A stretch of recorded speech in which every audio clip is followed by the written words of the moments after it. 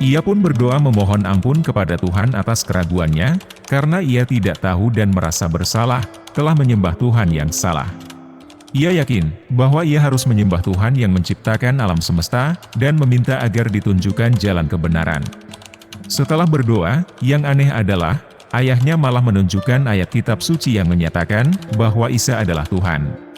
Hal ini membuat keraguan Natalia sedikit berkurang.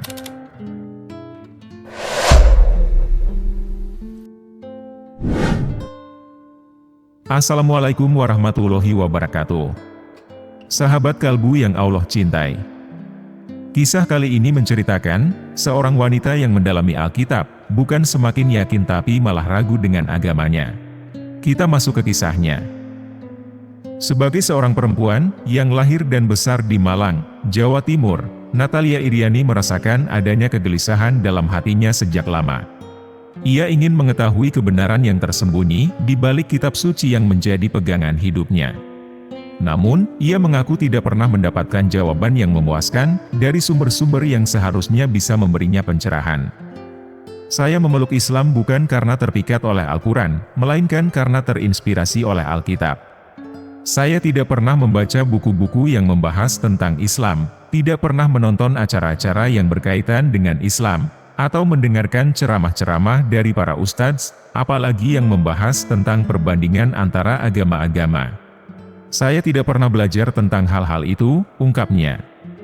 Natalia mengungkapkan bahwa ia memiliki perasaan negatif terhadap Islam sejak dulu. Ia merasa tidak nyaman setiap kali mendengar suara adzan yang berkumandang. Ia juga selalu berusaha untuk mengabaikan tayangan-tayangan yang menampilkan adzan, atau ceramah-ceramah dari para ustadz Islam yang ia temui di televisi. Natalia tidak ingin berurusan dengan apapun yang berkaitan dengan Islam. Ia juga mendapat dukungan dari orang tuanya, yang saat itu percaya pada stigma-stigma buruk tentang Islam. Keluarga saya bahkan melarang saya untuk meniru kakak saya, yang bersahabat dengan orang-orang Islam, menikah dengan salah satu dari mereka, dan akhirnya memeluk agama Islam, katanya.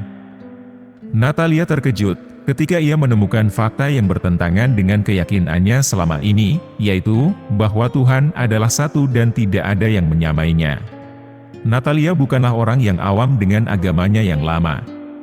Ia tahu bahwa ibunya dulunya adalah seorang muslimah yang kemudian mengikuti agama ayahnya. Namun, Natalia tidak bisa menipu hatinya. Makin ia menggali kitab suci agamanya yang lama, makin ia merasa tidak yakin dengan apa yang disampaikan oleh orang-orang di sekelilingnya selama ini. Natalia sudah lama merasa tidak yakin dengan agama yang dianutnya. Ia mengalami krisis kepercayaan sejak ia masih sekolah. Ia dulu sangat menyukai kisah-kisah Nabi Isa yang menjadi teladan bagi dirinya. Ia juga merasa bangga dengan ayahnya yang selalu berbakti kepada sesama. Namun, ketika ia semakin memahami cerita tentang Nabi yang disebut Al-Masih itu, ia semakin merasa bingung dengan agamanya yang dulu. Ia punya beberapa teman yang beragama Islam. Ia tahu bahwa Tuhan yang disembah oleh mereka, dan Tuhan yang ada di kitab sucinya sama-sama bernama Allah. Hanya saja, cara mengucapkannya mungkin sedikit berbeda. Natalia terus berusaha untuk menemukan kebenaran yang ia cari. Ia pun melakukan riset, dengan membandingkan ajaran-ajaran pendeta dengan isi kitab suci. Namun, ia tidak menemukan satupun pendeta yang mengakui bahwa Isa hanyalah seorang rasul dari Tuhan. Natalia meyakini bahwa agama itu harus sesuai dengan kitab suci yang menyampaikan wahyu Tuhan. Baginya, wahyu Tuhan tidak mungkin salah. Jika ada isi kitab suci yang saling kontradiktif dan tidak benar, itu artinya kitab itu sudah dimanipulasi oleh manusia. Natalia menegaskan bahwa setiap ayat Al-Quran itu konsisten dan tidak ada yang saling bertentangan.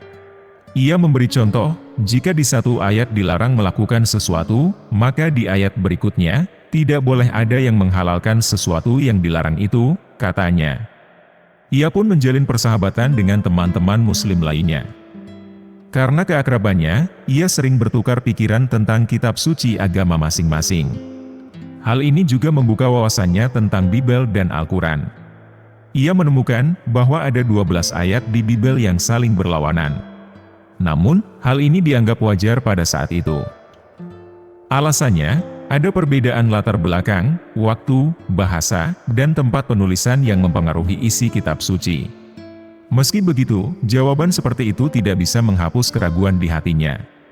Ia sangat yakin, seharusnya kitab suci yang berbeda-beda dalam hal tempat, bahasa, dan waktu penulisan, tetap mengandung hal yang harmonis. Sebab, sumbernya hanya satu, yaitu firman Tuhan. Natalia tidak puas dengan ajaran pendeta yang ia dengar. Ia pun mulai mempertanyakan kembali kebenaran yang ada di kitab suci yang ia pegang. Oleh karena itu, Natalia terus berusaha untuk mengkaji isi kitab suci tersebut. Saya sampai menangis dan berdoa agar bisa menemukan kebenaran dan percaya bahwa Tuhan itu satu, yaitu Tuhan yang menciptakan alam semesta dan pantas untuk disembah. Namun saya bingung, Tuhan mana yang harus saya sembah? Apakah Tuhan yang saya sembah selama ini sudah benar? Atau saya salah menyembah Tuhan, kata dia. Ia pun berdoa memohon ampun kepada Tuhan atas keraguannya, karena ia tidak tahu dan merasa bersalah, telah menyembah Tuhan yang salah. Ia yakin bahwa ia harus menyembah Tuhan yang menciptakan alam semesta, dan meminta agar ditunjukkan jalan kebenaran. Setelah berdoa, yang aneh adalah, ayahnya malah menunjukkan ayat kitab suci yang menyatakan bahwa Isa adalah Tuhan. Hal ini membuat keraguan Natalia sedikit berkurang. Natalia tidak berhenti berdiskusi dengan temannya yang muslim tentang temuannya itu. Ia pun ditanya lagi oleh temannya. Apakah kitab suci yang asli menyebutkan hal yang sama? Ketika ia mencari di kitab suci yang sama, tetapi dengan bahasa yang asli, ia menemukan bahwa Nabi Isa tidak pernah mengklaim dirinya sebagai Tuhan. Ia hanya menyebut dirinya sebagai guru dan bapak atau pemimpin yang dalam bahasa Ibrani disebut Kurios. Natalia akhirnya merasa yakin. Ia sadar bahwa kebenaran ada di Islam yang dengan jelas menyatakan bahwa Nabi Isa alaihissalam adalah rasulnya, bukan Tuhan. Ia pun dengan sadar menerima ini sebagai kenyataan dan sebagai langkah pertama untuk menemukan kebenaran yang lebih pasti. Ia pun berbagi dengan temannya bahwa ia ingin menjadi seorang muslim. Temannya sangat senang mendengar pengakuan hati Natalia. Natalia juga menyampaikan bahwa ia tidak menemukan satu ayat pun di kitab suci lamanya yang menyebutkan bahwa Nabi Isa alaihissalam adalah Tuhan. Padahal, ia selalu berpikir bahwa kitab suci harus benar sepenuhnya, tidak ada yang saling bertentangan di dalamnya. Karena itu, Natalia akhirnya mengakui bahwa Al-Quran adalah kitab suci yang benar. Dan, ia ingin menjadi pengikut Nabi Muhammad Shallallahu Alaihi Wasallam. Hari yang paling berarti dalam hidupnya adalah 7 Oktober 2016. Bersama temannya, ia pergi ke kantor Majelis Ulama Indonesia, MUI, Malang, Jawa Timur. Di sana, di depan para ustadz dan ulama, Natalia menyatakan keinginannya untuk masuk Islam. Mereka pun mengajarkannya untuk mengucapkan 2 kalimat syahadat. Setelah itu, hati Natalia terasa ringan dan bebas. Ia merasa bahagia dan sangat bersyukur atas pilihannya.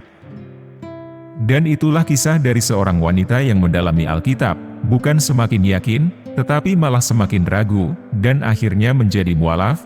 Semoga kita bisa mengambil hikmahnya, dan bisa meningkatkan keimanan kita. Wallahu a'lam bishawab. Terima kasih sudah menonton video ini sampai akhir. Jangan lupa like, komen, dan subscribe channel Ruang Kalbu. Wassalamualaikum warahmatullahi wabarakatuh.